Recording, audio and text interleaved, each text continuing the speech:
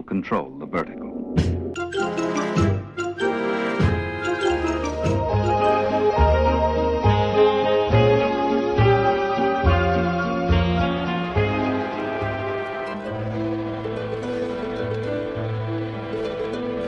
Welcome to Anthologic, the TV anthology podcast.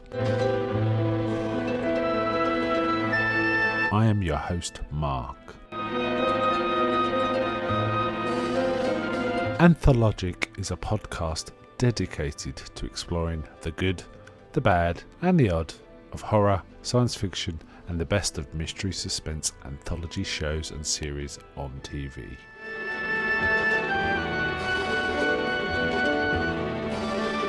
Join me as we slip through the cracks of reality to approach the extremes of experience, where we can peruse the stories and art of a sinister fairground of strange and wonderful rides. And now we go on to the show that is the focus of this particular episode.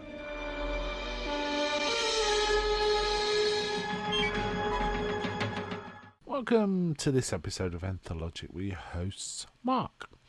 Today I'm covering a Night Gallery episode. This is the 5th episode in season 2, which first aired on October the 20th, 1971, and has only 2 stories in this one, and instead of the usual 3 or 4 we seem to be having in season 2, where there's often short comedy kind of segments, but they removed them for this one, probably for time, but also I think it would have been a weird conflict with the sort of nature of the episodes in this one. They're both fairly serious and fairly dramatic, and a bit more sort of thoughtful and a bit different, actually. They're kind of almost like fever dreams of episodes, actually. They're very, very unusual. The first one is called Phantom Farmhouse. This stars David McCallum, Linda Marsh and David Carradine, among others. Those are the most famous ones. Linda Marsh is a reasonably well-known actress. I believe she played Ophelia against Richard Burton's Hamlet on stage, so that's something, right? And she does an okay job. This is a very melodramatic episode, but unfortunately she's foisted a very obvious big blonde wig has been foisted on her for this, and it really looks fake, and it's kind of ruins the mood a little. Let's put it that way. However, there's some good stuff in this. I'm not sure it'd be for everyone's cup of tea. It was directed by Jenna Schwartz. I'm not quite sure how to pronounce that surname. I think I've had this problem before. He has directed several Night Gallery episodes before this. And seems to be a man who takes his time and picks his shots wisely and sort of does things deliberately rather than being a, shoot a scene fairly flat and move on kind of director. And also, I have to say, there's a lot of effort being put into the music in this particular segment. There seems to be quite some detailed music. In fact, both of them, I'd say, actually. So it starts with David McCallum as a psychiatrist, and David McCallum is kind of still hot off the Ilya Kuryakin sort of role he took in The Man from U.N.C.L.E. a few years before, so he's kind of fairly well known as a psychiatrist, but he runs a very, very, very 70s sort of sanatorium. Everyone's sitting around on big plastic seat things attached to trees, and they're all kind of hippies and playing instruments and stuff like that. And he's reasonably straight-laced in that he's wearing a shirt and tie, but the rest, he's in the people in the sanitarium are not so much. One of his patients dies of what looks like a dog attack, and he goes, and some evidence suggests one of his patients may be involved, and I can't remember his surname, but it's made by David Carradine. This was a couple of years before he would go on to, or maybe a year before he'd go on to play Kwai Chang Caine in Kung Fu, and I have to say Carradine's pretty good in it. He's given some slightly tush dialogue, but the way, it's kind of cod hippie stuff. The way he delivers it in that David Carradine way actually makes it work quite well. So props, and he talks about there's a house in the woods where if you go meet the girl, the woman there, you will fall in love with her. So it's kind of mysterious. The psychiatrist asked about this, and no one can. They said, "Oh yeah, there used to be a place, but it burnt down many years ago and stuff like that. There was a weird family that attacked people or something." So you kind of get that from it. But he does go with the directions of David Carradine's character, who is called Gideon. Gideon in this, he's kind of led to this place. Now, I think Gideon is kind of a softer version of Charles Manson in this. He kind of has a bit of control over people.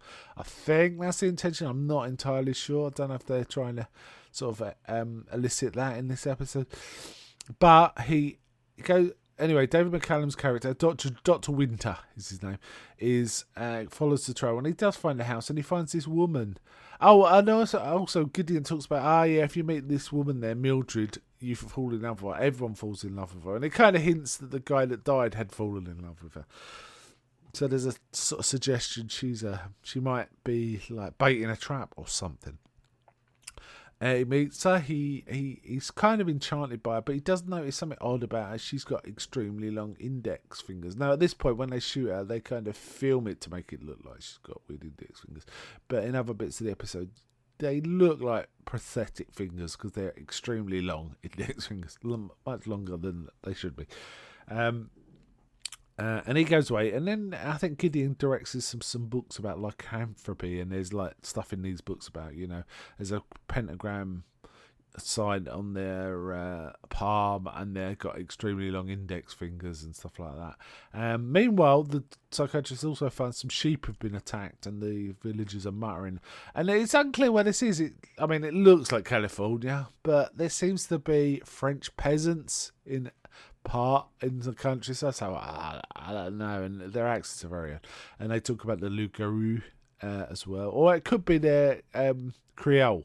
I'm not quite sure, actually. Thinking about it, the accents are a bit Creole, so it could be that. And he's basically warned that it looks like it's a werewolf trap to me, but he's kind of obsessed with what he keeps going back and forth, he's found this house. Also, she's got these two kind of gruff parents, mother and father, kind of, I don't know, peasants, but they're a bit rough as well. And it's her and these kind of peasant parents. But he's still enchanted with her, and he keeps going back. And eventually it gets to a point where she's sort of saying, he's saying, "Do you love me?" He goes, "I do love you." Oh yeah, there's also some text about when you visit a werewolf just before full moon, before the moon comes up, their eyes are red. There's a bit about that. That's quite important. And he's talking to Mildred and sort of saying, "Do you love me?" And she's saying, "Yes, I love you." And she begs him to come back after sunrise and read from a book over 3 graves. That would be good for her. And he's going, "Well, okay." But when she looks at him, she's got red eyes. There is some of that. He kind of starts to run away, and these two shaggy dogs, let's put it that way, start to chase him. They're clearly not wolves, they're dogs. And start to attack him, but then a white dog comes and kind of saves him and fights off the other dogs. And he goes on. Anyway, he does kind of come back in the morning with a holy book, starts reading over graves, and while he's doing it, he hears growling behind him.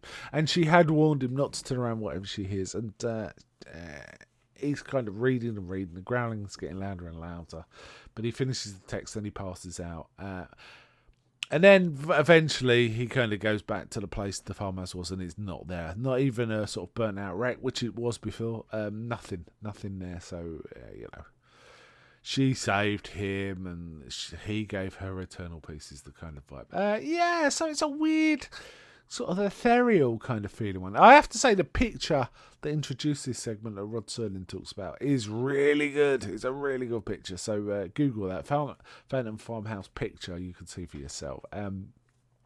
It's quite a long segment. It's 35 minutes odd. And it's all right. It looked nice and it was well shot.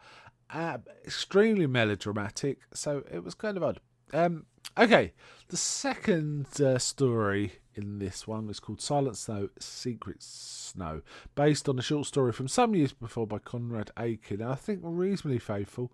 But this one, strangely, is narrated by Orson Welles, which is weird, right? Now, the sort of director wanted Orson Welles, and he did write to him and sent him the script, sort of saying respectfully, "Could you let us know what your fee is? We'd be really interested in you reading this." And Wells expressed an interest in doing it, but then they heard nothing from him. So they shot this, and apparently, quite near to the sort of in the post-production process, a little tape arrived, and when they played it, it was Orson Welles doing his full part. Without requesting a fee or anything, he just sent the voice in. So he thought he obviously kind of liked it. Now, the kid in this, now there's a lot of narration. There's some talking, but there's a lot of narration. So this is like, gives it a kind of dream world. Now, this is a kid who doesn't really like the real world and seems to be obsessed with snow and keeps fantasizing about snow being in places. And when people break the fantasy, he gets upset. The kid in this is played by, I'm hoping I'm pronouncing this right, Radames Pera. Radames. I'm not entirely sure how to pronounce that, but that's who it's. And he was great. Now, interestingly, this kid, a year or two later, went on to play the young Kwai Chang Caine in the TV series Kung Fu. So there's a strong connection to Kung Fu in this particular episode with David Carradine and Radames Pera. Yeah, it's an interesting one. This is a shorter segment. I have to say, Orson Welles always gives good narration, but it's very purple prose and melodramatic. It's all that kind of stuff. Music is pretty much constant throughout, and it's really quite good and contrasts the imagery quite well. And it's really a dream piece. It's kind of a kid's version of Repulsion, almost, or some sort of a descent into madness kind of movie. It's really unusual, and I don't think I've seen a story like this in the Night Gallery before, and it's just very odd. And apparently, I've looked into this. Some people, I mean, it's more commonly associated with talking about a kid descending into madness, but there's been some suggestion this is a kid who has autism or is getting worse. Is on the autism spectrum and getting worse, and wants to withdraw from the world, because it does end with him sort of trying to cut all ties with the world and just being obsessed with snow. And when he cuts those ties, he sees the snow. And when he can't, or whether people interrupt him, he gets back to the real world, which he doesn't like. So a very odd one, very, very odd, but interesting. And I'm kind of glad they didn't punctuate it with goofy shorts. It kind of would have spoilt the mood, I think. So I'm not sure it's better than what we've had. It's certainly better than some, but it was very different is how I'm going to put it, I think. So, yes, to come back to it, this was episode 5 of season 2, and if you want to catch it, there you go, season 2, episode 5. But 2 interesting sort of segments, I think. More interesting than a lot we've seen recently. Though, there have been some decent ones too. Okay, I think I'll wind up there. But may I ask, is anybody out there?